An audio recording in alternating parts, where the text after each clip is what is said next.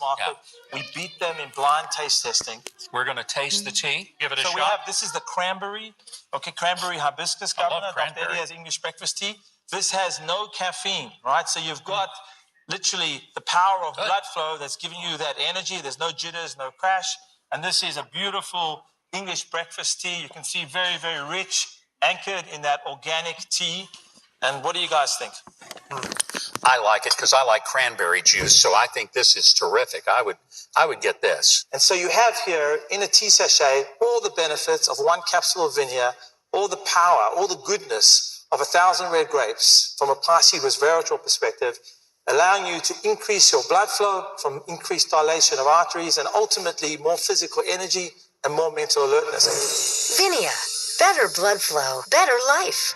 The Vinia tea is just a perfect balance that gives you just that extra boost that so many people look for, and it's refreshing and it tastes great. It's a clean way of starting the day out. You know, so many people, like I said, get wrapped up in having that coffee that's loaded with calories and loaded with sugar, and this is just a perfect clean way to start the day. Vinia. Better blood flow, better life. I want you to tell us about who can especially immediately benefit from Vinia. So, Governor, as CEO of the company, I make it a point that I read every single review. And that's a gift to me. And what we started to see about 6 months ago, the amount of police officers, firefighters, nurses, doctors, teachers, members of the military and veterans writing to us, telling us how Vinia is such a critical part of their lives in helping them do their jobs.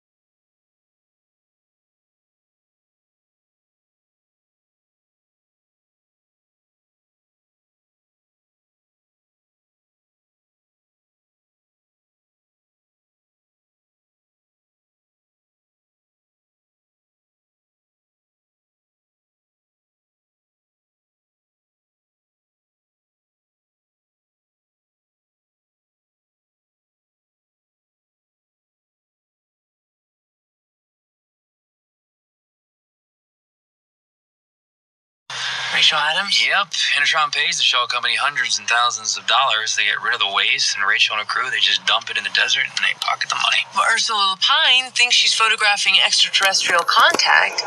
They catch her, she ends up dead. Well, why would she turn down the money in the diner, then agree to meet out in the desert?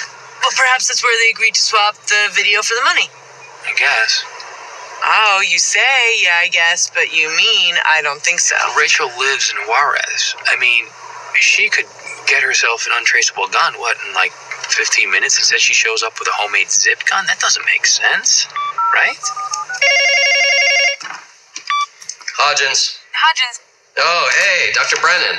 No, Hodgins, it's not me, it's Booth. Okay, listen, Hodgins, could we just focus on the ball bearings? Yeah, what about them? Could you trace them to Innertron? No, Well, how can you be so sure? because they're obsolete. They were manufactured in the 40s and the 50s. For what? Roller skates, fishing reels, yo-yos, turntables. Toys?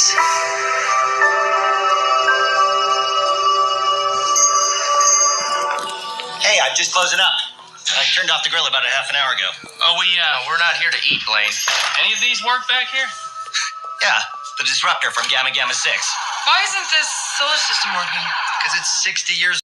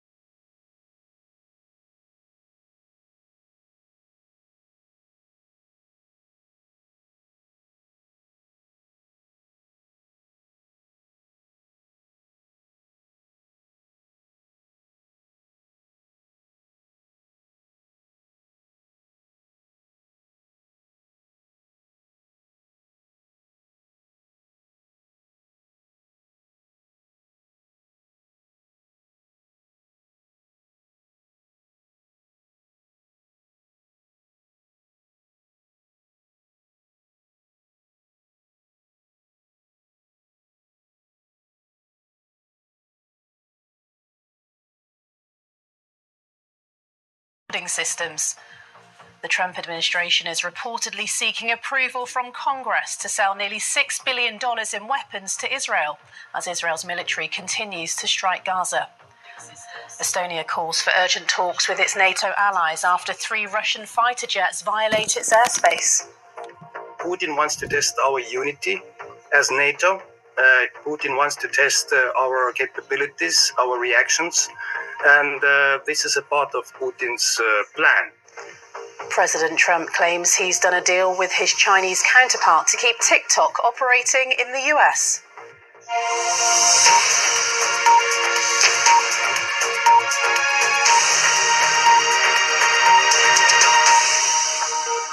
Hello, I'm Adina Campbell. Welcome to this hour on BBC News. Our top story, flights have been delayed and cancelled at airports, including London Heathrow, after a cyber attack on Friday, which affected an electronic check-in and baggage system. Brussels and Berlin airports are also experiencing delays. The company which runs the system says a number of airports have had to move to manual check-in operations. Heathrow is advising passengers to allow extra travel time. Well, let's cross live to our correspondent in our newsroom, Nikki Schiller. And Nikki, just how disruptive has this been? Well, as you can imagine, if you are having to manually check in people, that is going to take a lot longer. So, for example, we have seen pictures at Heathrow of long queues building. Indeed, one of our colleagues was getting a flight to Miami. He told us that it was delayed for an hour and a half because they were having to manually check in all 450 passengers, and other eyewitnesses at Heathrow saying that they seem to be taking about 10 minutes per passenger to check them in, because this piece of software is used at automated check-ins and allows electronic check-in and baggage handling. It's operated by a company called Collins Aerospace, so a third party, and they have confirmed what they describe as a cyber-related disruption at a number of airports. And the 3 that have been majorly affected in Europe, as you mentioned, Adina, are London's Heathrow, Berlin and Brussels. At Brussels, we've also seen queues building, and in particular at Brussels, the disruption has been quite bad. Quite a few flights have been cancelled and there have been delays, and indeed Brussels Airport is advising passengers not to travel unless they know that their flight is confirmed and is going to be taken off. As I said, this piece of software is known as Muse. Now, what it allows airports to do is have different airlines using the same check-in and departure areas. So often at an airport you will find that only one airline uses one particular check-in desk and indeed one set of departure areas. What this software allows the airports to do is have a number of different airlines using that one particular check-in desk and departure. But as I've said, the disruption is large at the moment, particularly at Heathrow and at Brussels, and we are expecting those queues to continue because the company at the moment say they are working on it, but they haven't given us a time on when they might be up fully working again, Adina. Nikki, thank you very much for bringing us right up to date. That's Nikki Schiller, our correspondent. Well, we can now speak to Teresa Poltarova, who is stuck at Heathrow Airport. She's a journalist. Thank you for being with us here on BBC News, Teresa. And where were you planning to fly to, and just how bad is it where you are? Yes, so I'm at Heathrow Terminal 4. I've been here since 4:30 a.m. I was supposed to take the 6:30 a.m. flight to Amsterdam and a connecting flight from there to Cape Town to then spend a night there and then catch a bus to the Karoo Desert to visit the Square Kilometre Array telescope. So my trip is quite time sensitive. So for me, this disruption has been really quite, a difficult thing. I still don't know whether I'll be able to get to Cape Town on time. Unfortunately, the airline I'm with, that's KLM, they don't have a service desk here. So we've been left in the dark in the morning. Many people like myself with these long haul connecting flights, no information given. Then people only just got emails that they've been rebooked on some sort of random flights. So yeah, we haven't been given any food vouchers. People who are, for example, here returning, for example, to the US, they have not been offered any hotel accommodation or anything. So it's been a great chaos, and it's been quite, I would say, frustrating for most people here. Yeah, I can imagine. And in terms of when you first realised there was an issue, when did that come to light, and how has the communication been with the airlines? So essentially, I don't know whether it was related, but when I tried to, I'm only traveling with my hand luggage, so I checked in online, and I got a message that they can't issue my boarding pass, and then I had to collect my boarding pass at the check-in desk. So that was, I don't know whether it was related or not, but so I arrived 2 hours before departure, and soon we realized something was wrong because the queue wasn't really moving. They were really, as your colleague said, very well described before, it was really like one person took like 10 minutes. So at some point they said they didn't know anything. The people here, they just didn't have any information. At some point they said, okay, the plane will depart with those people who've been checked in. So essentially they took in the business class people. So they may, I don't know how many people, 10, 15, 20, but the vast majority of the people of that flight were just told to go away. They just told us, go away, just go have a coffee, we will email you. There is no, point of contact, nothing. So that was all the information we've been given because they wanted to start checking in the following flight, 8:30. And I think it took, like an hour and a half ago, I got offered a different flight, but it's not good enough for me. So I'm just still in this sort of limbo. And I think all other people are just kind of trying to figure out what to do, what's the best move for them. So you really are stuck at the moment at the airport. Yeah. And in terms of what you're seeing, inside the airport, just how busy is it, and how bad is the situation? Yeah, I would say it improved. It really was. The worst thing was in the morning when we were stuck there and they were checking in, moving people at the speed of like 1 per 10 minutes. That was really So the check-in desks that I'm with, KLM and Air France, they're at the very end of the Terminal 4 building. And I don't know whether you kind of have an idea how the building looks like, but I would say the queue went all the way to the first entrance exit. So now it's much, much shorter, but at some point it was, our check-in was like this, and all the other check-ins had queues as well. So I was told that essentially every airline here was affected somehow. And well, Teresa Poltarova, hope that you manage to be on your way soon. Thank you very much for talking to us here on BBC News. Thank you. Reports in the US media say President Trump's administration is seeking approval from lawmakers in Congress to sell Israel around $6 billion worth of military equipment. The planned package is reported to include 30 Apache attack helicopters at a cost of $3.8 billion, nearly doubling Israel's current stocks.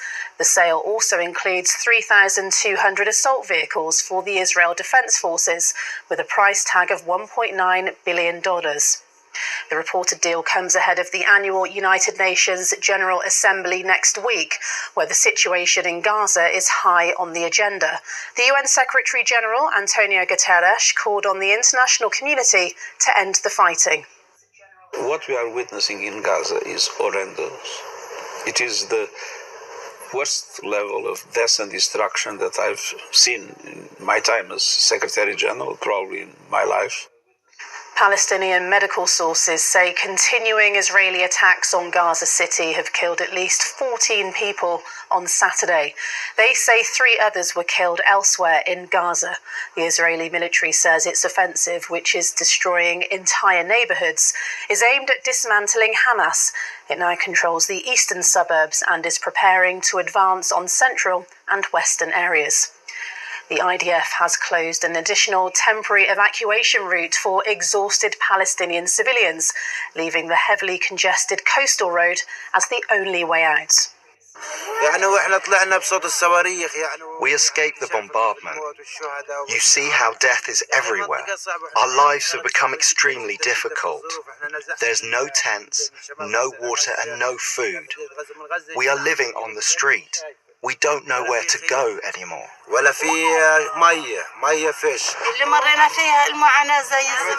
we went through was daunting.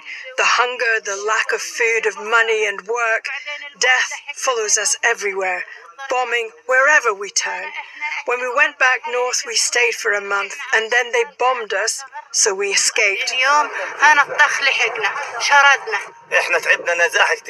We're extremely burned out and tired of displacement. 4 whole days on the road. We went all over Gaza. We don't have the money to rent or money to eat. Hunger is killing us. We have nothing. Our correspondent in Jerusalem, John Sudworth, gave us the latest on Israel's military action in Gaza City. Yeah, as you say, this is a bombardment that the Israeli military itself says it involves unprecedented force in a campaign that has already seen some of the heaviest bombing in military history. The military action has disrupted communications in Gaza City. Information coming out of there is patchy, but as you heard there, some voices are being heard, and they describe a dire situation. A city already beleaguered and heavily damaged from previous military action, one in which a famine has been declared, although of course Israel says that those reports are exaggerated, but once again coming under this intensive military action, and the people there facing a very difficult choice. The choice to stay, of course, is extremely risky, but the choice to leave is also difficult. There is now only one route out to the south. It is heavily congested. The cost of moving is prohibitive because of the wartime prices, the inflation, the difficulty of arranging transport to bring vital equipment for survival with families who choose to leave. The Israeli authorities say that about 500,000 people have heeded the instructions to head south, but that leaves a few 100,000 people probably still in the central and western parts of Gaza City. The Israeli military has occupied the eastern suburbs. They intend to push in from that direction and are using the bombardment to try to clear their way. And those heading south say that they face extreme difficulties, not just the congestion on the roads, but when they arrive in the small area in the south of the Gaza Strip that Israel has designated a humanitarian zone, they find it already extremely overcrowded, the difficulty of accessing clean water and food. And some reports in recent days that some of those who've made it there have found things so difficult that they've headed back to Gaza City. Israel, of course, says that all of this military activity is essential to defeat Hamas in what it describes as its last remaining stronghold, and of course in order to put pressure on Hamas to free the remaining hostages. But big questions are being asked about that strategy. There are doubts about it being raised at the highest levels, even of the Israeli military. Questions, of course, over the potential conflict between those two objections. Very difficult to negotiate with an organization over the release of hostages at the same time while you are trying to destroy that organization.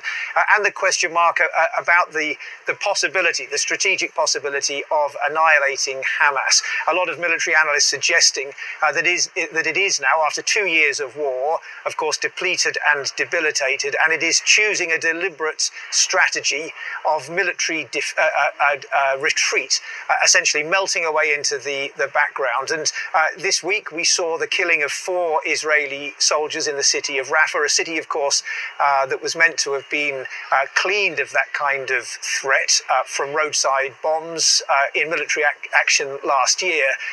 And of course that shows just how difficult it is for Israel to achieve that objective. John Sudworth in Jerusalem. Estonia has described the incursion into the airspace by 3 Russian fighter jets on Friday as brazen violation. It's requested urgent talks with its NATO military alliance allies after the incident. President Trump said it could mean big trouble. Well, Estonia's defence minister called the 12-minute incursion unprecedented. The Russian aircraft were intercepted by NATO pilots. The Swedish military published these photos of the Russian aircraft taken after they'd left the Estonian airspace. Russia has denied sending aircraft into Estonia's airspace. Moscow said 3 fighter jets completed a scheduled flight over what it called the neutral waters of the Baltic Sea.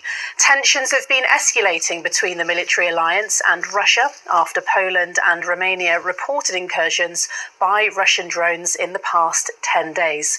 Joe Ibwood has the latest. Flying high over the Gulf of Finland, these Russian jets are said to be in the act of violating Estonian airspace and testing the NATO alliance's resolve. They were eventually escorted away by Italian planes, but not before carrying out what has been called the most brazen violation of Estonian airspace yet. 3 Russian MiG-31s spent 12 minutes in Estonian airspace before leaving. Now, it was the 4th time this year that something like this has happened in Estonia, although this was the most serious incident. And it comes just days after Russian drones flew over Romania and Poland. Some of them were shot down by NATO jets. The incursion was met with an angry response from Estonia, who invoked NATO's Article 4, calling a consultation with the rest of the alliance. We had the situation under control, but yes, it is unprecedented that for 12 minutes the Russians were in our airspace, but there was a clear, very good coordination among different countries. There are British troops based in Estonia who were recently visited by Prince William. The Foreign Secretary, Yvette Cooper, said Britain stands with Estonia, while the EU's top diplomat took a tough line. We mustn't show no weakness, because weakness is something that invites Russia to do more, and they are increasingly more dangerous, not only to Ukraine, but also to all the countries around Russia. President Trump said he was waiting to be briefed on exactly what happened, but... Well, I don't love it. I don't love it when that happens. It could be big trouble. But I'll let you know later. They're going to brief me in about an hour. It comes just days after Russia held massive military drills. Moscow has denied violating Estonian airspace and says the planes were on a scheduled flight. But few in the alliance believe that and fear their resolve will soon be tested again. Joe Inwood, BBC News. Well, let's speak to the former NATO defence spokesman and BBC defence correspondent, former BBC defence correspondent Mark Leahy, who's in Surrey. Thank you for joining us here on BBC News. As we've been hearing, this has been called a brazen violation. Just how significant is this incursion? I think it's significant in the context of what else has been happening. As a single isolated incident, it's a worse intrusion than normal. These kind of poking at each other's airspace are not uncommon, but it's usually a minute, few seconds, whereas this one was quite a long time. So they were these kind of poking at each other's airspace are not uncommon, but it's usually a minute, few seconds, whereas this one was quite a long time.